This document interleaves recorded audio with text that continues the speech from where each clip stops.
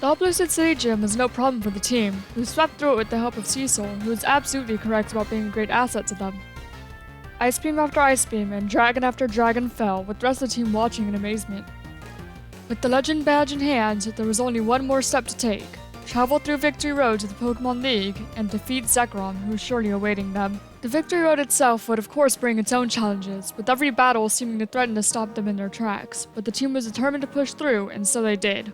There, they trained, preparing themselves for Pokemon League ahead, and once they were ready, they stepped into the Golden Building, ready to take on the Elite Four, four of the strongest teams in Unova, just beneath the champion. First up was the Psychic team. With Edna being a ghost type, they believed she would be easiest. However, the team failed to take into account that many of the Pokemon would know Shadow Ball, threatening Edna, and so Cecil floated up to the plate. It took several Ice Beams, but sure enough, they were able to push through. Fortunately, not a single member was lost, as close as it got at times. Second up was the Ghost team.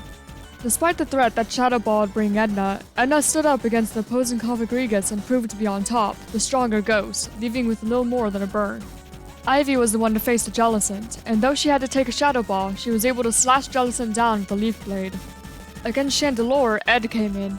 Though he could have gone for Mud Bomb, he used Surf to guarantee a hit, though he had to take a powerful Fire Blast. Believing he could take another one, he went for a Surf again, but unfortunately the Chandelure's Fire Blast left him with a burn, and the Stunfisk fell along with the Chandelure. Cecil stood against the Golurk, easily defeating it with an Ice Beam. Though the loss of Ed hurt, the team emerged victorious. 2 Elite Four teams down, 2 to go. Third was the Fighting team.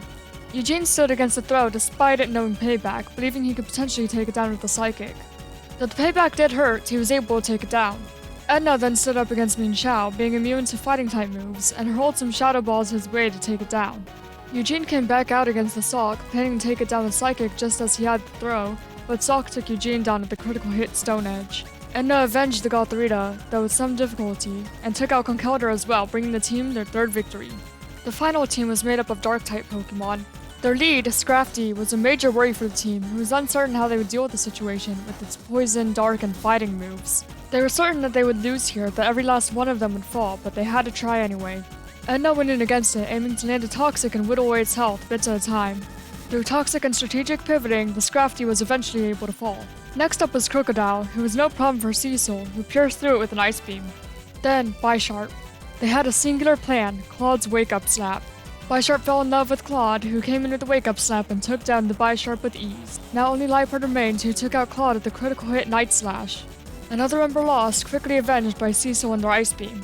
The Elite Four was defeated, now only the champion remained.